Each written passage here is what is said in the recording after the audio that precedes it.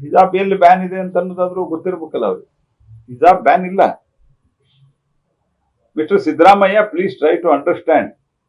ನೀವು ಅರ್ಥ ಮಾಡಿಕೊಂಡು ಈ ರೀತಿ ಬಿಹೇವ್ ಮಾಡ್ತಾ ಇದ್ರೆ ಅದು ಸಮಾಜಕ್ಕೆ ಬಗೀತಾ ಇರುವಂತ ದ್ರೋಹ. ನೀವು ಒಬ್ಬ ಮುಖ್ಯಮಂತ್ರಿಯಾಗಿ ನೀವು ಸಮಾಜಕ್ಕೆ ಬಗೀತಾ ಇರುವಂತ ದ್ರೋಹ ಗೊತ್ತಿದ್ದು ಮಾಡ್ತಾ ಇದ್ದಾರೆ, ಗೊತ್ತಿಲ್ಲದ್ರೂ ಗೊತ್ತಿಲ್ಲ ಅಂತಂದ್ರೆ ನೀವು ಮುಖ್ಯಮಂತ್ರಿ ಪದದಲ್ಲಿ ಇರಲಿಕ್ಕೆ ಅರ್ಹರಲ್ಲ. You are not fit to be in the chief minister post. Where there is ban? Mister Siddaramaiah, ಎಲ್ಲಿ ಬ್ಯಾನ್ ಇದೆ? ಸಮಾಜವನ್ನ ಡಿವೈಡ್ ಮಾಡುವುದರಲ್ಲಿ ಒಂದು ಮಿತಿ ಇರಬೇಕು ಕಾಂಗ್ರೆಸ್ ಪಾರ್ಟಿ. ಒಂದು ಕಾಲೇಜ್ನಲ್ಲಿ ಇದ್ದಕ್ಕಿದ್ದಂಗೆ 2-3 ವರ್ಷದ ಹಿಂದೆ ಹಿಜಾಬ್ ಧರಿಸಿಕೊಂಡು ಬರ್ತಾರೆ. ಸರ್ಕಾರ ಪ್ರಿನ್ಸಿಪಾಲ್ರು ಸರ್ಕಾರಕ್ಕೆ ಸಲಹೆ ಕೇಳ್ತಾರೆ.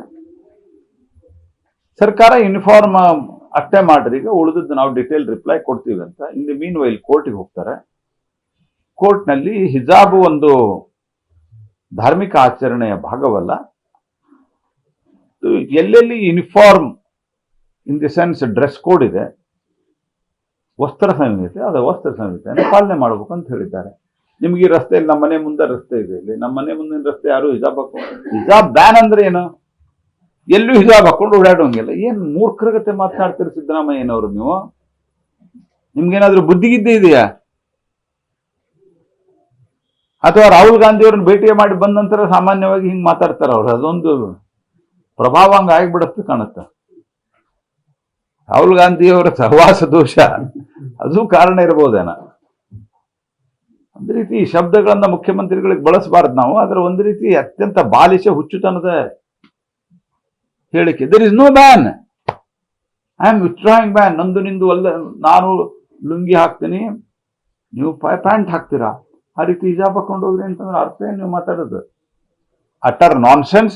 I strongly condemn this. ಇದರಲ್ಲಿ ಬೇರೆ ಏನೂ ಇಲ್ಲ. ನಾನು ಇದನ್ನ ವಿಷಯವನ್ನ ಬೇರೆ ರೀತಿಯಲ್ಲೂ ತೆಗೆದುಕೊಂಡು ಹೊಂಟಿಲ್ಲ. I am very clear. ಇದು ಮತ್ತೆ ಜಗಳವನ್ನ ಹಚ್ಚಿ ತುಷ್ಟೀಕರಣದಲ್ಲಿ ಮುಸ್ಲಿಂ ಮತವನ್ನ ಪಡಿಲಿಕ್ಕೆ ಮಾಡ್ತಾ ಇರುವಂತ ಹುನ್ನಾರ. ನಾನು ಮುಸ್ಲಿಂ ಬಾಂಧವರಿಗೆ ಹೇಳ್ತೀನಿ, ಈ ರೀತಿ ಷಡ್ಯಂತ್ರಕ್ಕೆ ಬಲಿಯಾಗಬೇಡ್ರಿ. ಎಲ್ಲಿಯೂ ಬ್ಯಾನ್ ಇಲ್ಲ. ಹೈಕೋರ್ಟ್ ತೀರ್ಪನ್ನ ಕೊಟ್ಟಿದೆ. ಯೂನಿಫಾರ್ಮ್ ಇದ್ದಲ್ಲಿ ಯೂನಿಫಾರ್ಮ್ ಅನ್ನ ಮೇಂಟೈನ್ ಮಾಡಬೇಕಂತ. ಸುಪ್ರೀಂ ಕೋರ್ಟ್ ನಲ್ಲಿ ಇದು ಡಿವೈಡೆಡ್ ಬಂದಿದೆ. ಯೂನಿಫಾರ್ಮ್ ಇದ್ದಲ್ಲೂ ಇದನ್ನು ಧರಿಸಬೇಕು ಬೇಡ ಅಂತ. Let supreme court decide it. Don't do unnecessarily ಈ ರೀತಿಯಾದಂತಹ ಮಾಡಿ ಸಮಾಜದಲ್ಲಿ ಮತ್ತೆ ಕ್ಷೋಭೆಯನ್ನು ಉಂಟು ಮಾಡುವಂತಹದ್ದು. ಶಾಂತ ರೀತಿಯಿಂದ ಜನ ತಮ್ಮಷ್ಟೇ ತಾವು ಕೆಲಸ ಉದ್ಯೋಗ ಎಲ್ಲ ಮಾಡ್ಕೊಂಡಿದ್ದಾರೆ.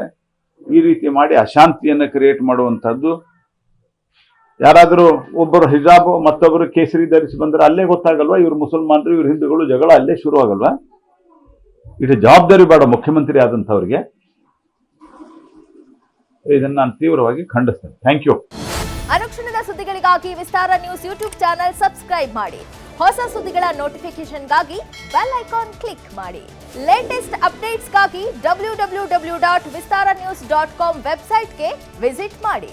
ಅಂಗೈಯಲ್ಲೇ ಜಗತ್ತಿನ ಸುದ್ದಿ ತಿಳಿಯಲು Vistara news Kannada app download ಮಾಡಿ.